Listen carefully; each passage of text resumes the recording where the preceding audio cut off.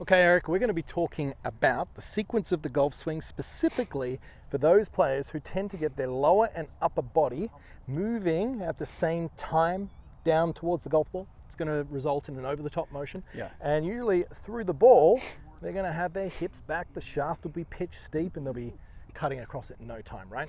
So first of all, what I want to do is I'm going to grab that club off you, and just to demonstrate for the guys at home, I want you to talk about the difference between the upper and lower body from the top of the swing. So let's say we've got nice hip turn, 45 degrees with the lower, 90 with the upper. What would we see the over-the-top person do? Oh, we're going to see the right shoulder come high first, and that's going to come down without, exactly like you're doing here. And you're going to see those probably equal up, match up at some point. There we go. Oh, yeah. That's exactly what you're going to see. And then off balance. You look where you're on your toe over there real bad. Yeah. You came forward. Little disco leg throwing out there. So but we see that. Big time, big time. So as we get to the top now, mate, what would we see the professional do? We would like to see a shift left. Well, everything stays closed a little bit. There you go. Now you're going to start with the lower body getting out of the way, pushing backwards with that hip, and this comes last. Well, the right shoulder gets more down, and you're going to see these two getting closer together, just like exactly like you're doing, Kerrod. Yeah, I've got a great video I did on Instagram a while ago. I'll put that up with two sticks of my upper stick trying to hit the back end of my lower stick that was through the belt buckle here. It gives a great visual representation. But today we're going to be talking about improving that sequence of the lower and upper with something a lot less complicated, a step. Yeah, step drill. So what I want you to do is you're going to jump in here, mate, and I want you to just perform the motion and just talk about why this step drill can be beneficial for those guys at home. Yeah, so we're going to start with our feet together, and what we're trying to do here is if you're playing baseball or any other sport, you would notice that you're going to go like this. There's going to be hips are going to be going forward, and your hand's going to be going back. So we're going two ways at the same time. So golf needs to be the same way. So if we start with our feet together, and what I want you to do is when this club goes back, you're going to step forward. So we're going to go like that. So there's your two ways at once. We're stepping forward, so our hips are going this way. The club is still going up. Yeah. So we got our two ways there. Very important here, guys, is that the golf swing is not a two-piece motion. It's not a backswing, it's not a downswing. It is a dynamic, flowing one-piece motion. Yes, we make observations in the backswing, but you will see, and I'll put some professionals up here so you can note this in slow motion, is that as the golf club is still traveling back, there would be a recentering and a shifting forward as the hips begin to open, and then the golf club comes down. That gives it its effortless flow.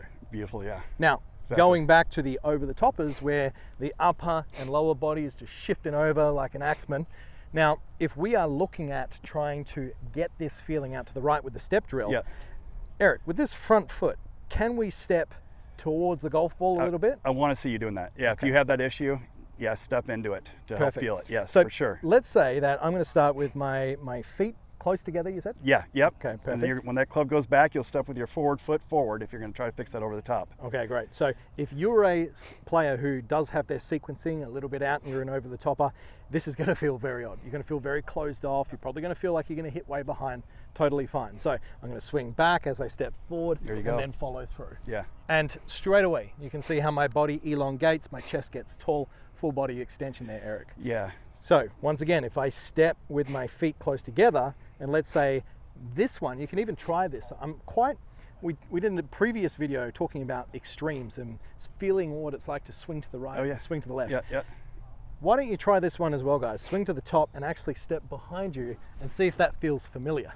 There you go. Yeah, you're going to see something familiar when you feel that. Yeah, do you do that with your students? Yeah, I like them to feel it. So if you can't put the two together, what's good? I don't know if bad's the right word to say, but I'll say what's good, what's bad. Yeah. So how are you going to tell if you don't put the two together with the same feeling? So it's like you got to know this one is this and this one is this, so you can identify it. Otherwise, you have no way to fix it. Totally. So I'm going to put this golf club across my chest here, guys, just to highlight that when I do step forward, let's look at the difference in what we see. So feet close together, as I'm swinging back and I step in this direction, you will see that begins to initiate the pressure shift, keeps my upper body more closed off along the lead leg's going to extend around, and then I'm going to come into play. If I do that opposite, narrow, now I'm going to step behind me to the top, making sure I go. Now straight away you can see how that right shoulder is going to fire out there. Yeah, you can't do it any other way. And it felt quite awkward, to be honest. Yeah, you can't do it other way. Almost as good as my dancing move. So typically when somebody hits this, they find out after they've been doing this that it's trouble, that they hit it like 20 yards longer. Yeah. Because they're in sequence. They're like, oh my God. Yeah. Yeah. There's something that is commonly referred to as the X factor stretch. Now, it's not necessarily that we're looking for this in the backswing, but in the downswing we do, and that is the disassociation or the difference between where the upper body is and the lower body. The most powerful players out there have this huge dynamic stretch that then propels the energy into the golf ball. Huge, and that's what you're getting here. All right, so I'm feeling all loose, stretched out. Let's see if I can get the difference between the upper and the lower. I'm going to do one more swing for us. Club goes back, step forward, out there. Very nice. Path feels like it's going to go to the right, and that's going to give us some nice throw of energy into the golf ball as well. Beautiful. Thanks for watching this video. YouTube thinks that you would benefit from watching this one next. So click that card and it could be the tip that you need to take your game to the next level. I'll see you next time.